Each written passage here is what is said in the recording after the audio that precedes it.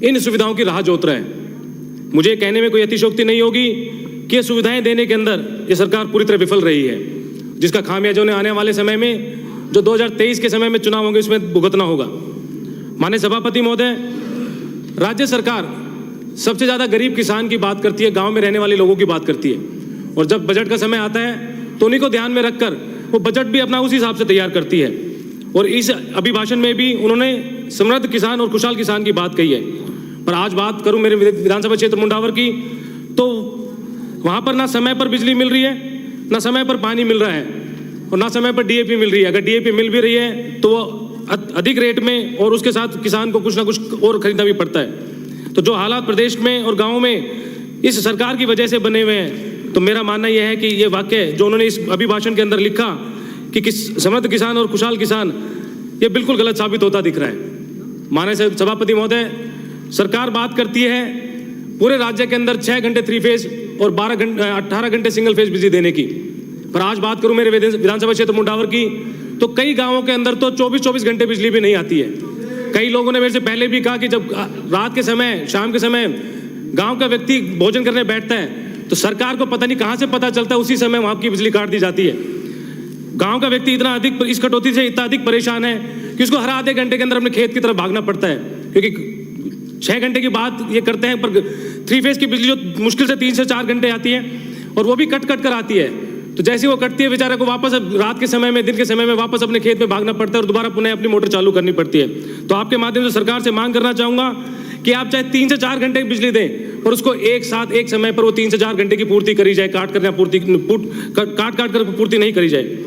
आदरणीय सभापति महोदय, राजस्थान की सरकार बिजली के क्षेत्र के अंदर अपने आप को आत्मनिर्भर बनाती है, पर जो हालात आज के समय में प्रदेश के अंदर बने हुए हैं, उससे तो बिल्कुल भी नहीं लगता कि सरकार के पास बिजली है। तो आपके माध्यम से आग्रह करना चाहूँगा, अगर सरकार बिजली के क्षेत्र में आत्मनिर्भर है तो जो पूर्ति इनको करनी चाहिए आने वाले समय में, आपके आदेश के आप इनको आदेशित करें, आने वाले समय में उसकी पूर्ति जरूर करें।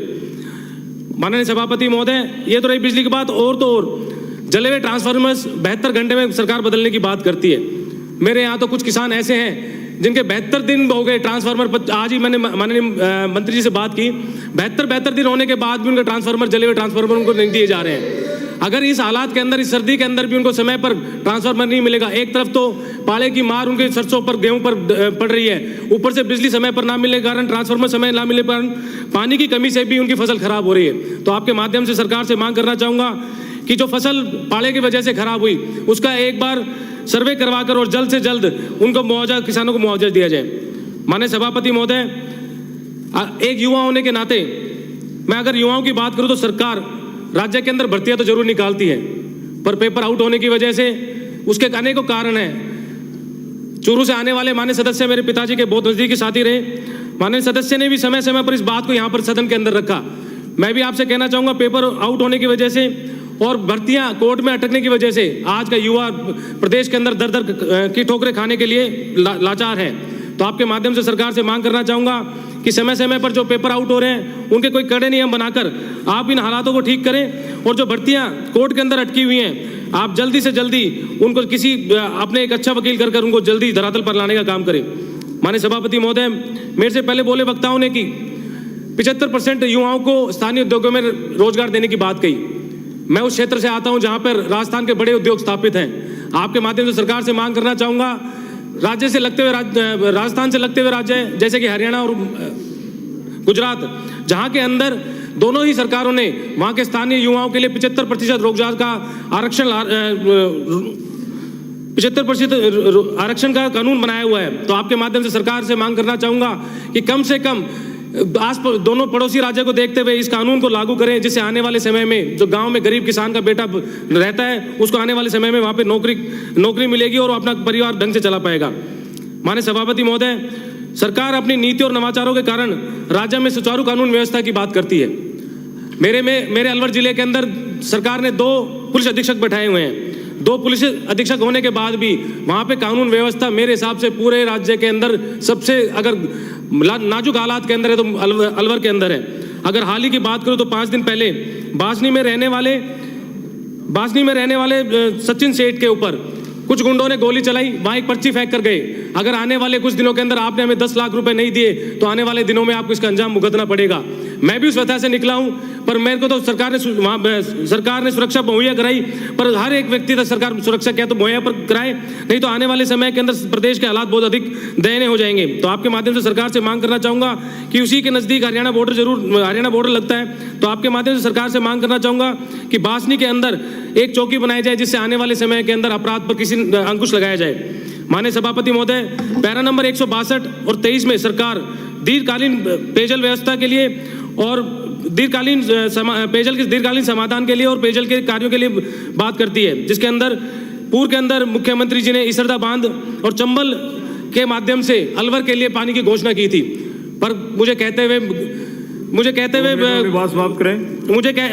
हुए दुख होता है कि इन दोनों योजना के आज तक धरातल पर कोई भी काम नहीं हुआ। इसरदा योजना तो कागजों में ही गुम होगी और चंबल के पानी की लाने की बात कभी भी सरकार से की जाए वो केंद्र सरकार पर डाल देती है। हमारे जिले से दो कैबिनेट मंत्री और अनेकों राज्य मंत्री आते हैं, उसके बाद भी हमारे जिले की इतनी बुरी हालात है तो सोचने वाली बात है। आदरणीय सभापति महोदय, अगर मैं बात करूं जल जीवन मिशन की, तो उसके अंदर हो रहे भ्रष्टाचार के ऊपर आपके माध्यम से सरकार का ध्यान लाना चाहूंगा। अभी कुछ दिन पूर्व ही मैं मेरे गांव के अंदर जल जीवन मिशन के चल रहे कार्यों को निरीक्षण करने गया। वहां पर जिस कंपनी के पाइप डाले जा रहे थे वो कंपनी सरकार द्वारा ब्लैक लिस्टेड है, उसके बाद भी ठेकेदार के द्वारा उस कंपनी के पाइप वहां पर डाले जा रहे थे। अधिकारियों से पूछने पर पता चला तो उन्होंने अपने हाथ खड़े कर दिए, साहब हमें नहीं पता कब ये पाइप कब और कहां से आए। उनके सामने ही ऑनलाइन जब चेक किया तो उन्होंने भी बताया, हाँ साहब ये पाइप गलत है। तो आपके माध्यम से सरकार से आग्रह करना चाहूंगा और आपसे निवेदन भी करूंगा, आप इनको आदेशित करें कि आने वाले समय के अंदर खराब पाइप पानी की व्यवस्था के लिए ना डाले जाएं, क्योंकि ये योजना लंबी चलने वाली है। अगर खराब पाइप अभी डाल दिए जाएंगे तो कुछ दिन बाद वो पाइप खराब हो जाएंगे, तो पुनः जो सड़कें बनने जा रही हैं वो टूट जाएंगी। और आने वाले समय के अंदर अगर खराब पाइप डाले जाएंगे तो आने वाले समय में गाँव में रहने वाले किसान की सेहत के ऊपर कहीं ना कहीं इसका फर्क जरूर पड़ेगा। माननीय सभापति महोदय, आपके माध्यम से सरकार कहती है कि उन्होंने बहुत सारे स्कूल क्रमोन्नत किए। आपके माध्यम से सरकार से कहना चाहूंगा, स्कूल तो आपने क्रमोन्नत कर दिए, पर वहां पे शिक्षकों का क्या, वहां पे कक्षाओं का क्या? मैं आपके माध्यम से सरकार से मांग करना चाहूंगा, कम से कम पहले आप मूलभूत सुविधाओं को वहां पर लागू करें, उसके बाद आप स्कूल क्रमोन्नत करें, जिससे वहां पर रहने वाले गरीब किसान के बच्चा आराम से पढ़ पाएगा और आने वाले समय के अंदर एक अच्छी शिक्षा वहां पर ले पाएगा। माननीय सभापति महोदय, आपके माध्यम से सरकार से कहना चाहूंगा कि सरकार 194 नंबर पैरे पर सरकार उच्च शिक्षा की बात करती है। मेरे विधानसभा क्षेत्र मुंडावर की आबादी करीब 4 लाख के आसपास है। 2018 के अंदर मेरे पिता स्वर्गीय धर्मपाल जी के द्वारा वहां पर एक राजकीय महाविद्यालय खुलवाया गया था। 5 साल पूर्व होने के बाद भी वहां पर उस विद्यालय की बिल्डिंग का काम भी चालू नहीं हुआ है। वो विद्यालय आज भी वहां पर स्कूल के भवन में चल रहा है। तो आपके माध्यम से सरकार से आग्रह करना चाहूंगा कि जल्द से जल्द उसका निर्माण के कार्य चालू कराया जाए, जिससे आने वाले समय के अंदर वहां पर जो बच्चे शिक्षा ले रहे हैं, शिक्षा ग्रहण कर रहे हैं, उनको सुविधा हो सके। आपके माध्यम से बचाव टेबल करना चाहूंगा। समाप्त करें। धन्यवाद सभापति महोदय। इंद्राज गुजर कर दे कि सदन का समय 2 घंटे बढ़ा दिया जाए। सदन का समय 2 सभापति महोदय, आपके माध्यम से टेबल करना चाहूंगा। समय 2 घंटे बढ़ाया गया। सभापति महोदय, आपके माध्यम से टेबल करना चाहूंगा। इंद्राज सिंह गुजर। धन्यवाद सभापति महोदय।